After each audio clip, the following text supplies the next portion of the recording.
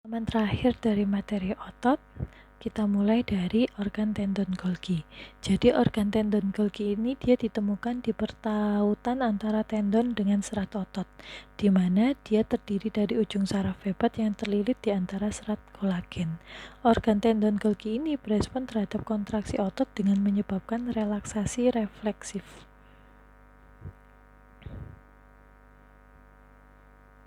Otot-otot sinergis dan antagonis yang mengendalikan satu sendi dikenal dengan unit myotatik. Unit myotatik ini ketika dia berkontraksi, maka otot-otot antagonisnya harus relaksasi, sehingga ini dikenal dengan nama refleks inhibisi timbal balik. Nah, seperti ini. Ketika dia kontraksi, maka yang di sini harus relaksasi, begitu juga sebaliknya.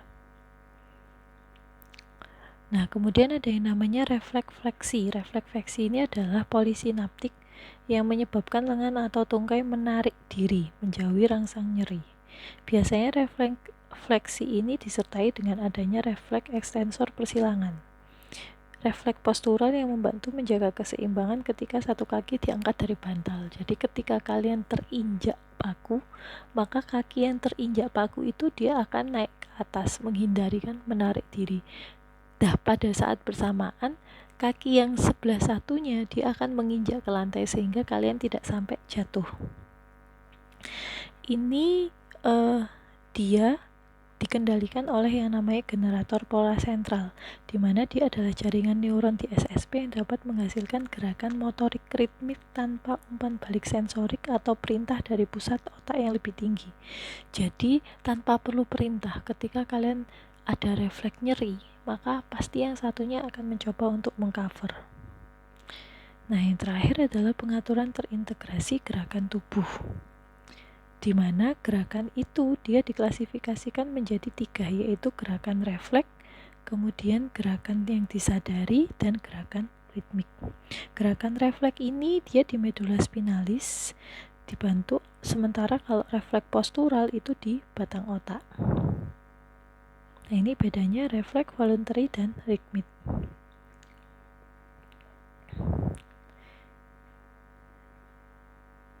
Ini kontrol dari gerakan, ada dari medula spinalis, kemudian batang otak, bisa kalian baca sendiri. Nah, gerakan yang disadari itu diintegrasikan di korteks cerebrum dan diinisiasi berdasarkan pada kemauan. Gerakan yang disadari ini bisa bertambah dengan baik dengan latihan, bahkan mungkin bisa menjadi gerakan yang tidak disadari seperti refleks. Integrasinya seperti ini, bisa kalian baca. Dan ini adalah fase-fase di mana ada fase planning, initiating, sama eksekusi. Ini adalah kontrolnya, gerakan yang disadari. Nah, yang terakhir adalah gerakan ritmik seperti berjalan. Dia adalah kombinasi dari gerakan refleks dan gerakan yang disadari.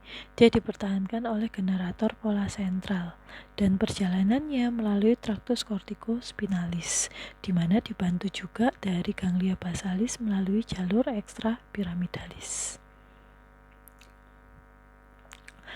Ada yang namanya refleks umpan maju, di mana dia memungkinkan tubuh untuk mempersiapkan sebuah gerakan yang disadari. Nah, refleks umpan maju ini membuat gerakan yang halus dan terus-menerus. Biasanya dia dikendalikan oleh otonom. Nah, seperti ini. Itu saja dari fisiologi otot dan pengaturan mekanika tubuh. Kalau misalkan ada pertanyaan, bisa kita lanjutkan di feedback perkuliahan. Terima kasih. Assalamualaikum warahmatullahi wabarakatuh.